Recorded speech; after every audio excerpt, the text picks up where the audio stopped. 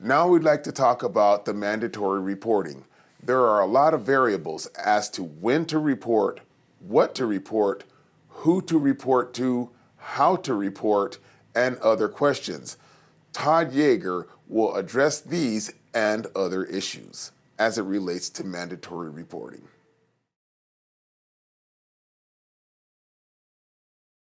Mandatory reporting is pursuant to a state statute that applies to all school personnel along with a host of other people, parents, private psychologists, doctors, etc.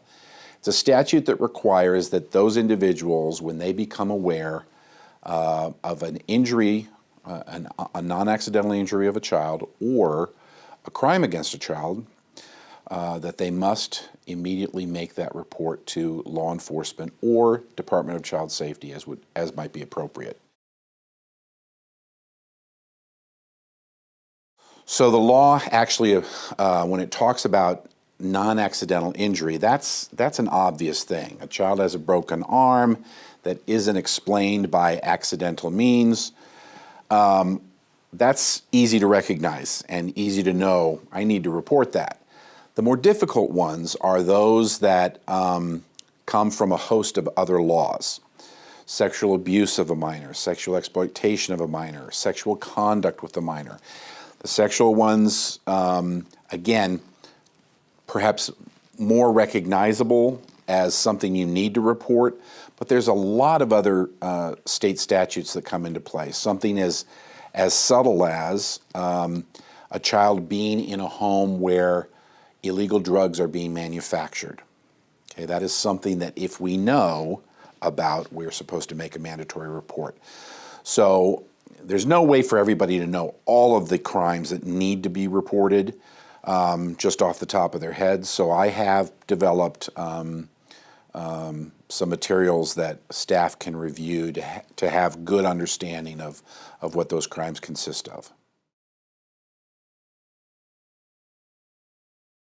Depends upon the circumstances involved. If the perpetrator, the person who committed the crime against the child, is the parent, the caregiver of the child, then you have a choice of making report to either Department of Child Safety or the police. If, however, the individual who perpetrated the crime against the child is not the parent or caregiver, then the law dictates that we make the report solely to the police. You can be sued for anything, including making a report. However, the law that requires us to make reports also provides qualified immunity for when we do so. And let me explain what that means.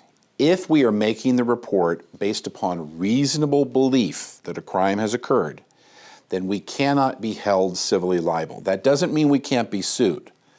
But what it does mean is that when we go to make our defense of that lawsuit, we will likely prevail, very likely prevail.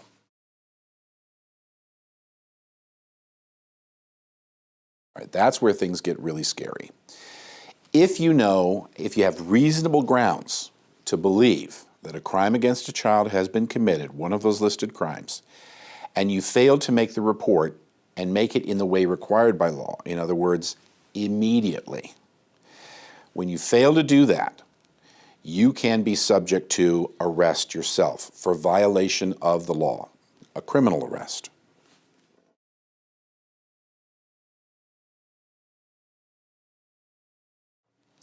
Well, kids get bruises all the time. Kids fall down, kids get hit with baseballs, kids can have bruises for any number of reasons. That doesn't necessarily trigger anything other than perhaps your natural concern. Are you all right? But if you have reasonable grounds to believe that that bruise is the result of some kind of inappropriate action towards a child, harmful action, one of those listed crimes, then of course that's something you're going to report. Because what we do know is that injury means something as little as a bruise. So if a child has a bruise and you have reasonable grounds to believe that that bruise is the result of some nefarious action against a child, then that responsibility to report is triggered.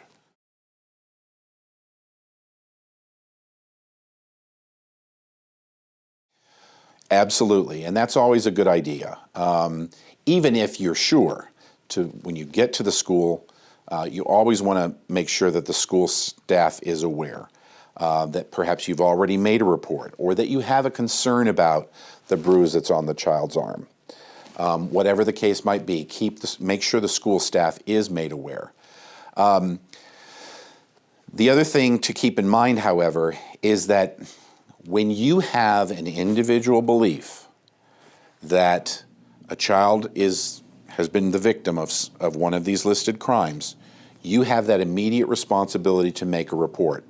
Or the law says, cause someone else to make that report immediately again. And so one of the ways you might satisfy that is to make a report to the school staff, again, if you can do so immediately, and ensure that they make the report on behalf of both of you.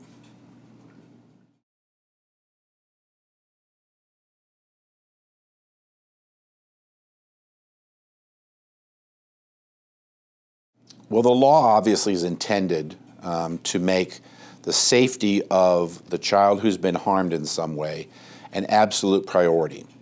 But as a bus driver, you've got other safety priorities to consider as well. Chief and foremost among those are the kids perhaps already sitting behind you or the kids still on your route to be picked up. So you've got to balance those two interests, and you've got to do so kind of on the fly, as it were. So the best thing to do is when you become aware that something has happened, whether that's between students on the bus, you see something occur between students that triggers that responsibility to make a report, or perhaps a student tells you something that's happened to them or tells you something that's happened to their friend with them, you've got to take immediate action to make that report. Now, you're in the middle of a route. How do you do that? My suggestion is that you can take a moment, step away from the wheel safely, secure the bus in place, etc., and call your dispatchers and make a disclosure to them about what you know so that they can make the report and you can safely continue on your way. Remember that it's you make a report or you cause someone else to make a report immediately. And in the case of a driver, I don't think it's a safe situation to have you delayed on your route, have kids waiting for you perhaps for however long it might take you to make that report. So call dispatch, give them the information they need to make the report, and continue on your way.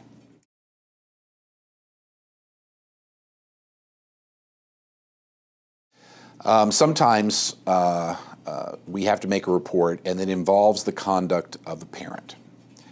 And when we make that report, law enforcement or the Department of Child Safety, their personnel, take action to protect that child.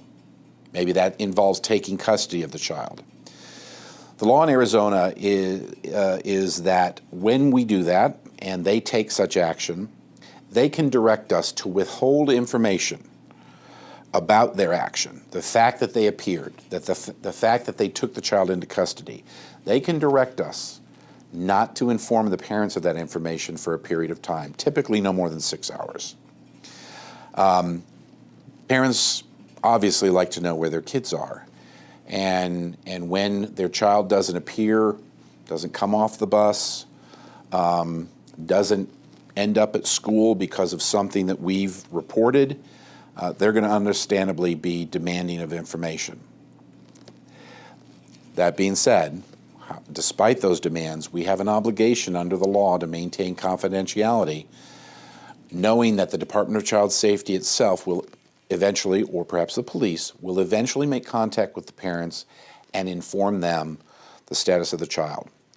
The other thing to keep in mind is that when we have something occurring between students on the bus and perhaps the parent asking you questions, their child was either a witness to that or perhaps their child was involved and they want to know what happened.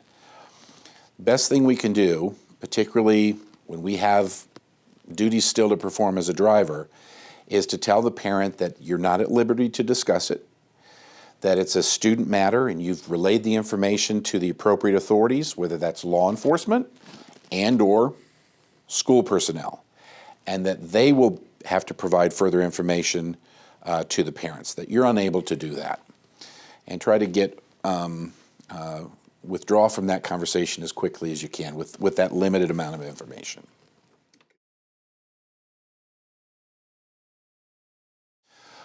Drug use in and of itself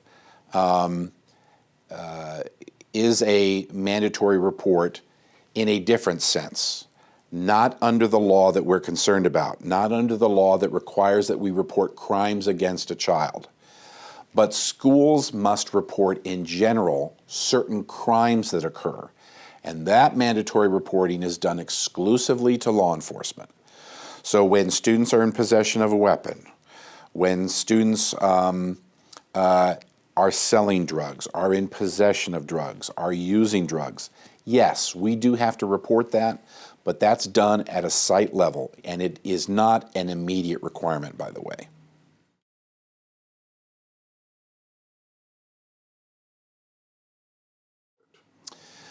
It may be, but again, not under this statute that requires that all of us as school personnel immediately report crimes against a child. Although, if a child is injured during the conduct of that fight, then yes, we do have an obligation to make that immediate report.